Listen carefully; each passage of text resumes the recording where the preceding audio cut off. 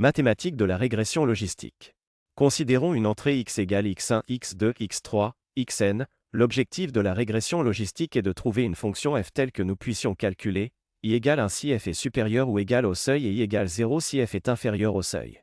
Nous attendons donc de notre fonction f qu'elle produise une probabilité comprise entre 0 et 1, paramétrée par θ égale θ1, θ2, θ3, θn à optimiser.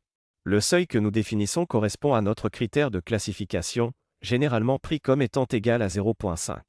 La fonction qui remplit le mieux ces conditions est la fonction sigmoïde, définie sur R à valeur d'angle 0, 1. Elle s'écrit de la manière suivante. Sigmod, z, égale un barre oblique 1 plus exponentielle de moins z. Le problème de classification par régression logistique se présente donc comme un simple problème d'optimisation où, à partir de données, nous tentons d'obtenir le meilleur ensemble de paramètres θ permettant à notre courbe sigmoïde de s'ajuster au mieux aux données.